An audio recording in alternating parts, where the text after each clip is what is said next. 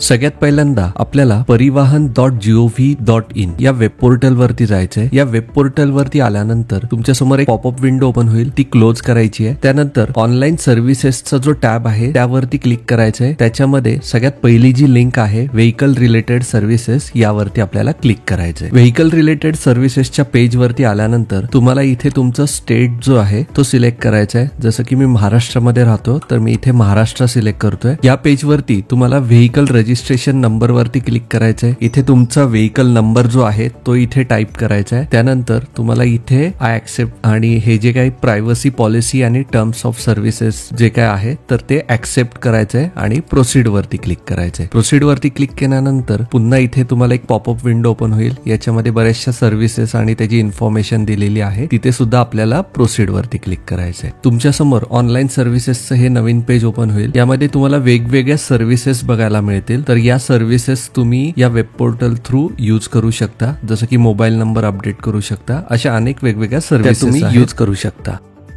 तर सगळ्यात पहिल्यांदा आता आपल्याला टॅक्स पे करायचा आहे। तर इथं पहिली जी लिंक आहे पे युअर टॅक्स यावरती आपण क्लिक करणार आहोत। इथे ऑनलाईन ऍप्लिकेशन रोड टॅक्स आपल्या समोर एक पेज ओपन झालेला आहे। व्हेइकल रजिस्ट्रेशन नंबर त्यांनी डिफॉल्ट घेतलेला आहे। इथे तुम्हाला चासी नंबरचे लास्ट 5 डिजिट इथे तुम्हाला एंटर करायचे। हे नंबर्स तुम्हाला तुमचं जे व्हेइकलचं आरसी सर्टिफिकेट असतं त्यावरती सगळी इन्फॉर्मेशन तुम्हाला मिळून जाईल। त्यावरती चासीचे लास्ट 5 डिजिट नंबर आपण तिकडनं बघून इथे एंटर करणार आहोत आणि व्हेरीफाईड डिटेल्स वरती आपल्याला त्यानंतर क्लिक करायचंय। व्हेरीफाईड डिटेल्स वरती क्लिक केल्यानंतर इथे सबमिट वरती आपण पुन्हा एकदा क्लिक करणार आहोत। सबमिट वरती क्लिक केल्यानंतर इथे आल्यानंतर लेटेस्ट टॅक्स डिटेल्स तुम्हाला इथे बघायला मिळत आहेत, म्हणजे कधीपासून कधीपर्यंतचा टॅक्स पेड आहे आणि नेक्स्ट ड्यू काय आहे या सगळ्या गोष्टी तुम्हाला इथे बघायला मिळतात। त्याच्यानंतर इथे तुम्ही know your previous tax details सुद्धा चेक करू शकता। या लिंक वरनं तुम्ही कधी कधी पे केलेले आहेत त्याची सगळ्या अमाऊंट आणि सगळे डिटेल्स इथे तुम्हाला बघायला मिळतात। त्याच्यानंतर ओनर व्हेइकल टॅक्स डिटेल्स यावरती क्लिक केल्यानंतर ओनरची जी इन्फॉर्मेशन आहे, गाडी ज्याच्या नावावरती आहे ती सगळी इन्फॉर्मेशन तुम्हाला इथे बघायला मिळते। तर आता आपल्याला इथे आपण जे टॅक्स पे करणार आहोत तो इयरली भरू शकतो, क्वार्टरली भरू शकतो, मंथली भरू शकतो, लाईफ टाइम भरू शकतो आणि बाय मंथली सुद्धा भरू शकतो। असे वेगवेगळे पर्याय आपल्या समोर इथे उपलब्ध आहे। तर आता आपण सध्या तरी इथे क्वार्टरली भरणार आहे। तर क्वार्टरली टॅक्स जो आहे म्हणजे 3 महिन्याचा टॅक्स जो आहे तो 2200 रुपये आहे। इथे क्लिक केल्यानंतर इथे खाली यायचंय आणि इथे पेमेंट वरती आपल्याला क्लिक करायचंय। पेमेंट वरती क्लिक केल्यानंतर इथे सगळे डिटेल्स आपल्याला एकदा बघून घ्यायचे, कधीपासून कधीपर्यंतचा टॅक्स आपण पे करतोय हे डिटेल्स कन्फर्म केल्यानंतर आपल्याला इथे क्लिक करायचंय आणि कन्फर्म पेमेंट वरती क्लिक करायचंय। कन्फर्म पेमेंट वरती क्लिक केल्यानंतर इथे तुम्हाला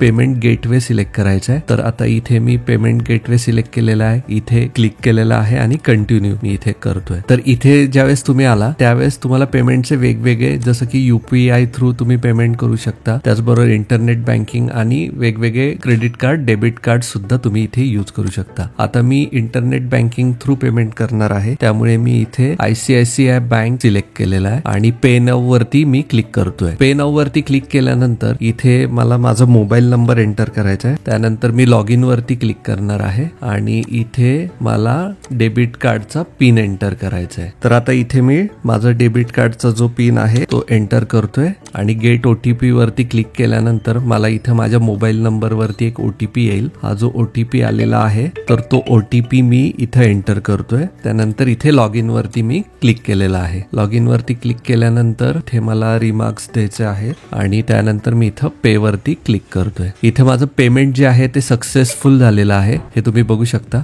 थोड्या वेळ तुम्हाला इथे थांबायचंय। त्यानंतर इथे एक पॉपअप आलेली आहे, तुम्हाला ही सर्व्हिस कशी वाटली आहे त्याच्या संदर्भातलं रेटिंग विचारतात। हे आपण क्लोज करूया आणि ही तुमच्या समोर जी आहे ती टॅक्स रिसीट जी आहे ती जनरेट झालेली आहे। तर इथे मी प्रिंट वरती क्लिक करतोय आणि याची जी PDF आहे ती मी सेव्ह करून ठेवतोय। तर तुम्ही आता बघू शकता आपण जी सेव्ह केलेली PDF होती तर ती जी टॅक्स रिसीट होती तर ती अशा प्रकारे तुम्हाला बघायला मिळते। तुमच्या सगळ्यांच्या मनात अनेक प्रश्न असतील की जसं की तुम्ही 3 महिन्याचाच टॅक्स इथे पे केलेला आहे, तुम्ही लाईफ टाइम सुद्धा टॅक्स पे करू शकत होता। तर आता आपण इथे 3 महिन्याचाच टॅक्स का पे केलेला आहे, कारण की ही ट्रान्सपोर्टची व्हेकल आहे. ट्रान्सपोर्टच्या व्हेकलची आपल्याला गॅरंटी नसते की पुढच्या 3 महिन्यानंतर जर आपण सेल केली किंवा तिचा ऍक्सिडेंट झाला किंवा काही इश्यूज जर झाले तर फ्युचर साठीचा टॅक्स भरण्यात काही पॉइंट नसतो. त्यामुळे आपण इथे दर 3 महिन्याचाच टॅक्स पुढे पुढे पे करत जातो. त्यामुळे मी इथे जो टॅक्स पे केलेला आहे ट्रान्सपोर्ट व्हेकलचा तो 3 महिन्याचा पे केलेला आहे. तर खूप सोपी पद्धत आहे हा ऑनलाईन टॅक्स पे करण्याची. तुम्हाला हा व्हिडिओ कसा वाटला हे नक्की आम्हाला कमेंट करून सांगा. व्हिडिओ जर आवडला असेल तर व्हिडिओला लाईक करा. व्हिडिओ हा जास्तीत जास्त तुमच्या मित्रांपर्यंत शेअर करा आणि आपल्या चॅनलवरती नवीन आला असाल तर आपल्या चॅनलला नक्कीच सबस्क्राईब करा. पुन्हा भेटूया अशाच एखाद्या नवीन व्हिडिओमध्ये. तोपर्यंत बाय बाय, टेक केअर.